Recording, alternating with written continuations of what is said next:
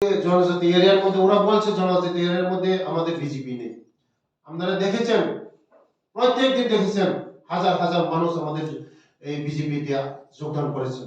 আমাদের মজবুত হচ্ছে আগামী দিন আমরা রাজ্যের মধ্যে এডিসির মধ্যে আমাদের এই বিজেপি শুধু সময়ের অপেক্ষা, আমরা সরকার গঠন করব। আগামী দিন সময়ের অপেক্ষা সরকার গঠন করবে, কারণ মানুষ বিশ্বাস করছে। আগে এই 5 বছরের আগে শুধু জাতি সেন্টিমেন্ট দিয়ে চোখের আঁসু জল ফালিয়ে আমাদের একটা আঞ্চলিক পার্টি শুধু জাতি জাতি জাতি বলে জাতির নামে বলে ভোট আদায় করেছে। কিন্তু এই 5 বছরের মধ্যে তারা এডিসির মধ্যে কোনো কিছু করতে পারে না। না একটা চাকরি দিতে পারেছে, না একটা ভালো রাস্তা দিতে পারেছে, না কারো ঘর দিতে পারেছে, না কারো কোনো কিছু দিতে পারেছে, কোনো কর্মসংস্থান দিতে পারেছে, কোনো কিছু দিতে পারেনি। মানুষ হোপলেস হয়ে গেছে।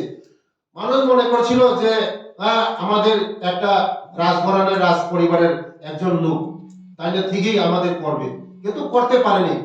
আমাদের জনজাতিদের আশা আকাঙ্ক্ষা করতে পারেনি।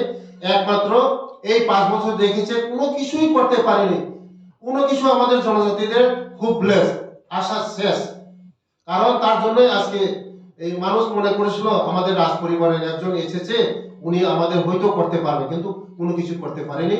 আজকে একমাত্র হোপলেস হয়ে গেছে জনজাতিরা, আর কেউ তারা করতে পারবে না। টাইমও শেষ। আগামী দিন করলে এডিসির মধ্যে আমরা চাকরি দিতে পারবো, এডিসির আমরা ট্রাইবেলের জন্য রাস্তা দিতে পারবো, জল দিতে পারবো, কর্মসংস্থান দিতে পারবো, সব কিছু পারবো। আমাদের একমাত্র রাজ্যের জনপ্রিয় মুখ্যমন্ত্রী প্রফেসর ডক্টর মানিক সেই পারবে, কেউ পারবে না। ধন্যবাদ।